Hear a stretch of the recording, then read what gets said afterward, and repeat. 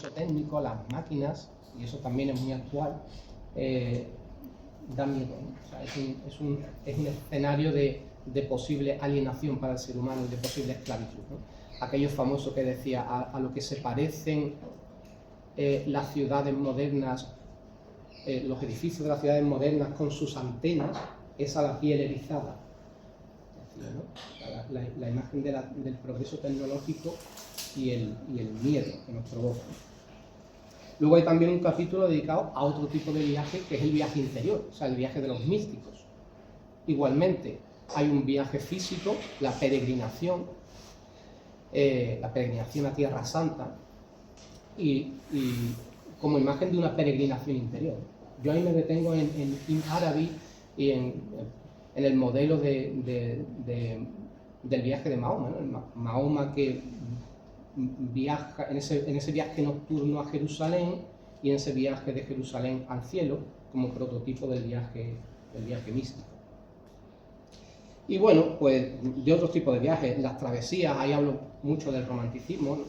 También el siglo XVIII, XIX son la época pues, de los grandes descubrimientos, de los descubrimientos de las islas del Pacífico, de la Polinesia, de Melanesia, de Hawái, ¿no? Todos los viajes del capitán Cook que se convirtieron pues, en un entretenimiento para los europeos. Les encantaba escuchar las historias, ¿no? De nuevo, ¿no? Del encuentro con lo otro, ¿no? Con esos pueblos todavía por civilizar.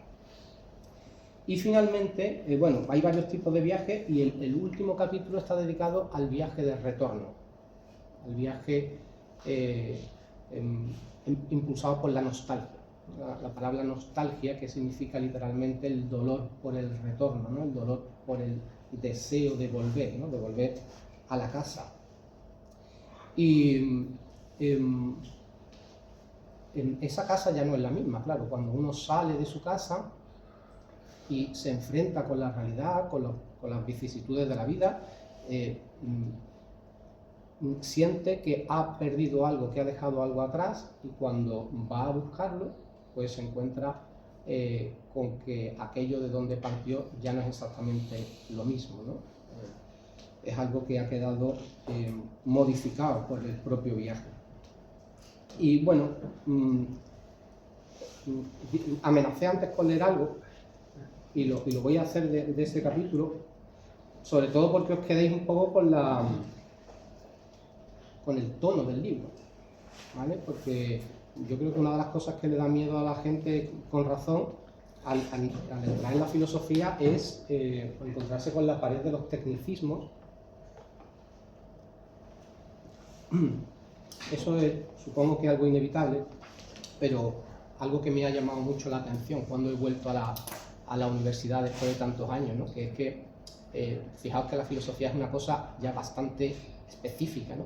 Dentro de esa cosa tan específica da la sensación a menudo de que no hay un lenguaje compartido, ¿no? Sino que cada uno tiene su referencia, sus autores, su jerga, y esos espacios son incomunicables entre sí.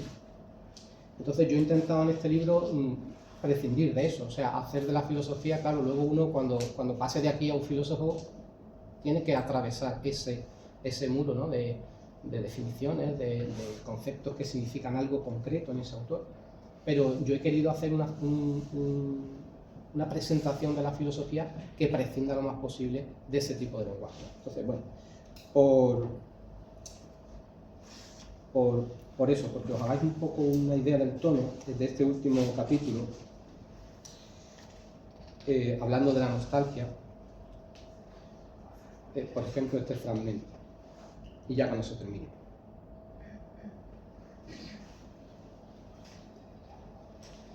Bueno, leo un par de trozos. Dice: hay un fundamento metafísico para la nostalgia. Platón explica que el alma humana está exiliada en el mundo, pues su origen es el reino de lo inteligible, las alturas de las ideas.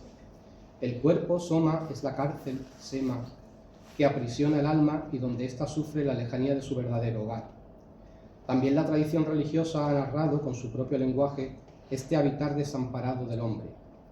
Estar alejados de nuestro origen divino convierte toda existencia en exilio. Decía San Agustín: nos has hecho para ti, Señor, y nuestro corazón estará inquieto hasta que descanse en ti. Pero no es esta una certeza exclusiva de pensadores idealistas y de místicos. Un filósofo nada religioso como Heidegger declaró que la nostalgia es la tonalidad fundamental de la filosofía y que quienes filosofamos estamos en todas partes fuera de nuestra casa. Por tanto, no experimentar nostalgia, no haber sentido nunca el vértigo de lo que falta, solo puede interpretarse como la forma más dramática de la alienación. No tener nostalgia es estar muy perdido, porque supone conformarse con la existencia onírica de la caverna.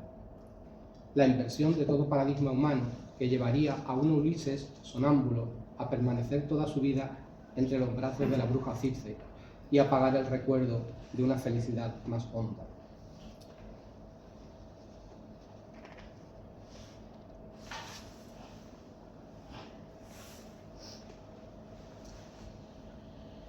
Bueno, sigo hablando de las diferentes formas de viaje y digo al final, pero nuestro viaje sigue otro camino, atraviesa desiertos y abismos, vence tempestades y montañas solitarias, se adentra en bosques y lugares recónditos, se precipita por las aguas agitadas del tiempo y rescata lo permanente que hay en ellas, la sabiduría del águila y de la serpiente, la sencilla bondad de los mares del sur, la silenciosa quietud de los árboles, la sublime fuerza de las cosas inmensas, la emoción de una plenitud alcanzada.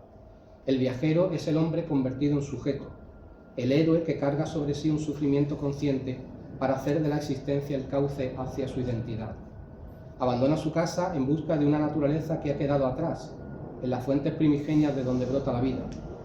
Cuando la alcanza, restablece por un momento la imagen nítida de su ser, velado por la capa que inevitablemente dejan sobre el hombre el tiempo y el dolor, la frustración y el combate, la finitud y la angustia. Y así se encuentra consigo mismo como el protagonista de la obra de Novalis, que al levantar el velo prohibido de la diosa de Sais, descubre su propio rostro. Bueno, creo que con eso ya nos hacemos una idea. Sí, muchas gracias a todos.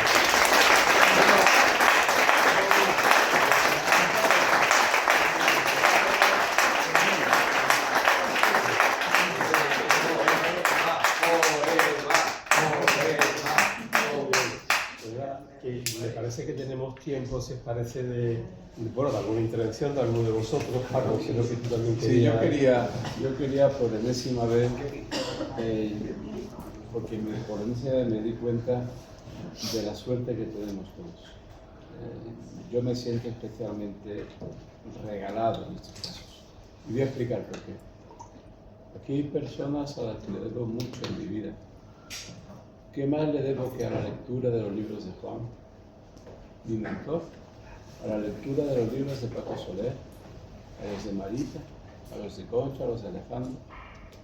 Que me esté escuchando una persona, uno de cuyos últimos libros me ha aprovechado mucho, Emilio, de qué es el Islam, qué maravilla de libro, cuánto he aprendido, cuánto he gozado leyendo eso. Lo he regalado para gente, para transmitir tu regalo, lo he dado otra vez para que siga propagándose.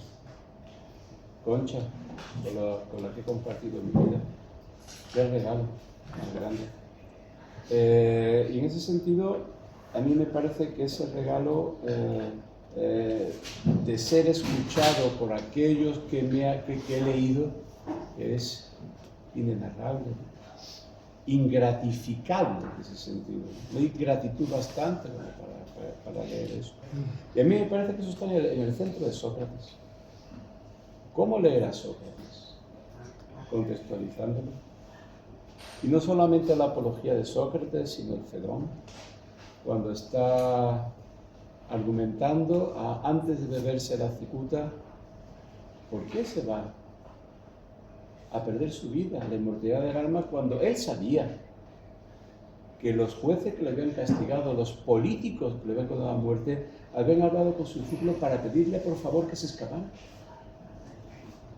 Convencer a vuestro maestro que huya, que lo hemos matado, por ejemplo, pero no queremos que se muera, porque va a caer nuestra injusticia, va a recaer sobre nosotros.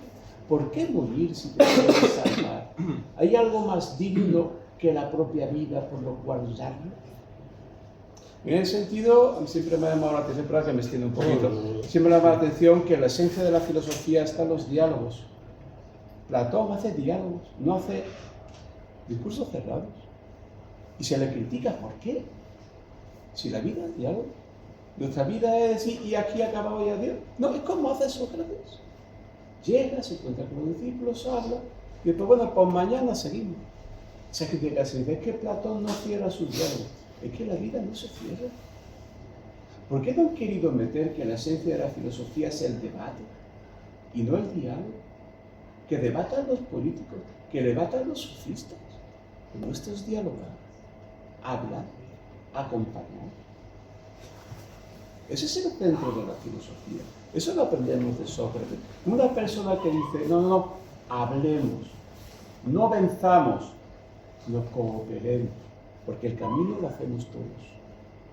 Y una persona que es capaz de dar su vida, a pesar de que tenga poder escaparse y sin problema, por honrar la palabra dialogada que ha tenido durante toda su vida. Muero por vosotros, para que sepáis que mi vida ha sido digna, que he puesto por encima de mi vida algo más que mi supervivencia física. Esa carencia de honor, esa deshonra, no puede decirse de Sócrates, ni puede caer en aquel filósofo que verdaderamente lo sea, y que por lo tanto no debata, sino que dialoga. Muchas gracias a todos, porque es ingratificable el regalo que me habéis hecho.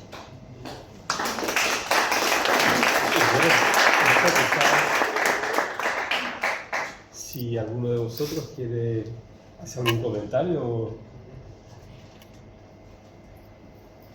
Si no lo hacemos con una cerveza o una pico si quieres. A ver. En relación a los distintos modos de abordar, tantear, que eso en realidad en inglés significa ensayo, tanteo. Entre los diversos modos de tantear las entradas con relación a la noción del viaje, el viaje místico, que te has extendido, no sé en qué medida se ha tenido en cuenta uno de nuestros primeros viajes, por tratarse de nuestra lengua, que es el relato del peregrino. El relato del peregrino, de Ignacio de Loyola, que es también un viaje iniciático, un viaje de una enorme trascendencia respecto de la salida de sí y la voluntad de encuentro. Mi pregunta iba dirigida a esto. Iba dirigida a ti, Alejandro, en relación a si has tenido en cuenta el relato del peregrino. A ver, el libro deja fuera muchísimas cosas, ¿no? Yo recuerdo prácticamente hasta el último momento, recuerdo a Fidel diciéndome, oye, no has mencionado a Bradbury. Y yo, joder, es verdad, precisamente el viaje, ¿no? El viaje a los confines del universo, ¿no? Bueno, el viaje al sol, claro. Se han quedado fuera muchas cosas y tiene que ver en realidad como yo funciono, y que es de una manera muy poco filosófica y muy poética a lo mejor, ¿no? Es decir, yo tengo una idea, lo escribo, lo desarrollo y llega un momento en que ya estoy cansado del asunto. Entonces se acabó el libro. El libro se queda en 200 páginas, es una cosa muy llevadera porque además es una letra generosa y tal. Pero bueno, en el viaje místico, por ejemplo, yo menciono solamente a Santa Teresa. Hablo mucho más de Aravino, también podía haber hablado, ¿no? del viaje de la enamorada. Otro tema, por ejemplo, que necesitaría conocer mucho mejor para haber tratado, pero que también hubiera sido muy interesante, es el de Dante, que además tiene una conexión con todo esto, ¿no? Bueno, no da para. Habrá otros libros. Claro que sí. Era solo por este acercamiento que tiene la lengua propia, ¿no? El poder leer el relato hoy, desde contemplarse desde hoy, me parece fascinante, entre otras cosas porque cala hondo en lectores coetáneos o contemporáneos.